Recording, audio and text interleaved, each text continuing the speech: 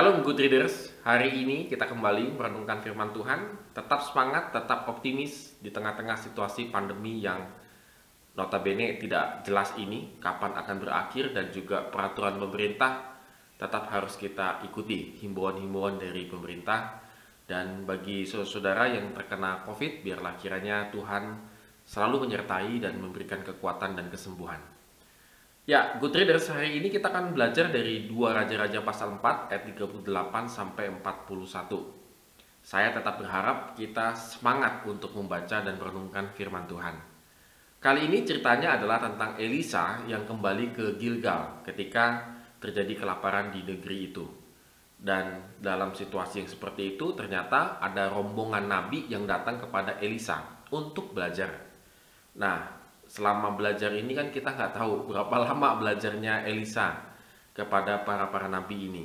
Dan akhirnya mungkin ada yang lapar atau sudah mulai gelisah gitu ya. Jadi kalau orang sudah diajarin mulai gelisah-gelisah, nah ini udah kelaparan begitu ya. Nah, Elisa menyuruh seseorang untuk menyiapkan makanan. Padahal negeri ini terjadi kelaparan begitu ya. Tentunya hal-hal yang agak susah. Dan Elisa saya rasa juga bukan orang yang kaya punya duit. Tetapi ya mungkin sebagai nabi, sebagai guru ya harus disiapkan makanannya. Orang ini ditugaskan dengan cepat dan rajin mengumpulkan sayur-mayuran gitu ya, sayur-sayuran gitu ya. Lalu kemudian kalau ngomongin daging mungkin nggak sempat kali ya, karena terjadi kelaparan, mungkin juga stok daging yang di hutan itu sudah mulai berkurang gitu. Seharusnya kalau dia mengumpulkan sayur-sayuran itu tidak menjadi masalah karena itu adalah termasuk makanan sehat begitu. Tetapi orang ini tidak mengenal sayur-sayuran yang ia ambil. Dikatakan dicatat lebih banyak yang liar. Dan ketika dimasak lalu dicampur semuanya, mungkin saya nggak ngerti cara masaknya bagaimana, maka hasilnya adalah beracun. Nah, saya rasa sih kita bisa memaklumi hal itu ya, karena ada juga jenis tumbuh-tumbuhan yang tidak boleh dimasak dan segala macam begitu, dan kalau itu dicampur malah bisa yang tanaman atau sayur-sayuran yang tidak beracun malah menjadi beracun.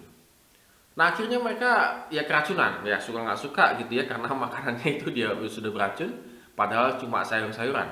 Akhirnya mereka para nabi ini keracunan.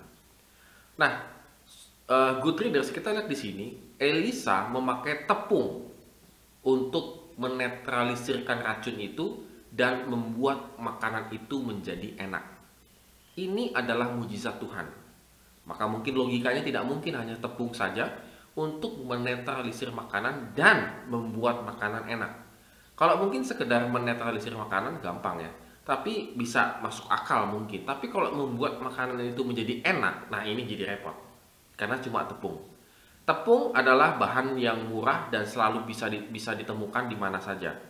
Masih ingat dengan mujizat janda Sarfat gitu ya, bahwa dia hanya punya tepung dan minyak buli-buli dalam buli gitu ya. Jadi artinya tepung itu ya itu ada di mana-mana, dan kemungkinan besar itu adalah murah.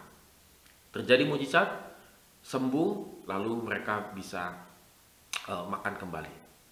Nah, Good Readers, apa yang bisa kita lihat di sini? Yang pertama adalah dalam situasi negeri itu kelaparan, maka mereka tetap memakan makanan rohani. Kita bisa lihat di sini, para nabi itu tetap belajar tentang kerohanian. Apapun situasi yang kita hadapi, juga sama, Good Readers, bahwa kita harus makan makanan rohani. Inilah yang menjadi sumber dan kekuatan dalam kehidupan kita. Seringkali orang fokus kepada hal-hal duniawi untuk mencapai kebutuhannya dan segala macam, sehingga hal yang rohaninya itu diabaikan. Padahal sama-sama kelaparan di negeri itu, tetapi para nabi ini datang kepada Elisa untuk makan makanan rohani. Kita cek kembali makanan rohani kita sehat atau tidak. Yang kedua adalah kita tetap harus mengisi kehidupan kita dengan pengetahuan supaya kita tidak bodoh. Belajar dari orang yang disuruh tadi. Dia tidak tahu apa-apa. Jadi keadaan negeri yang kelaparan itu bisa juga membuat orang menjadi bodoh. Sama halnya dengan kita. Keadaan kita yang pada saat ini kacau, tanda petik gitu ya, karena pandemi dan segala macam, jangan membuat kita menjadi bodoh, tetapi harus membuat kita semakin cerdas, kreatif, dan inovasi. Bagaimana kita bisa meningkatkan kinerja kita, bagi teman-teman yang sekolah, bagaimana bisa meningkatkan daya tahan untuk belajar dan segala macam, supaya mencapai keberhasilan. Jadi situasi ini tidak menjadikan alasan bagi kita untuk malas belajar sehingga kita menjadi bodoh dan tidak menjadi apa-apa.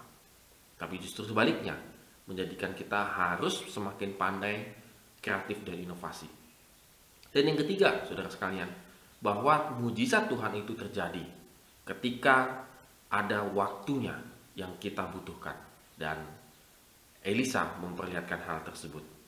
Ketika kita sudah berusaha, ketika kita sudah melakukan segala sesuatunya, maka ketahuilah pada titik tertentu Tuhan memberikan mujizat dalam kehidupan kita. Dan supaya kita semakin semangat, semakin berpengharapan di dalam Tuhan. Intinya adalah mujizat Tuhan menolong Elisa pada waktu itu supaya mereka tetap setia kepada Tuhan. Demikian juga dengan kita. Ketika mujizat terjadi dalam kehidupan kita, itu adalah supaya kita tetap setia, tetap berpengharapan di dalam Tuhan. Amin. Tuhan Yesus memberkati kita semua.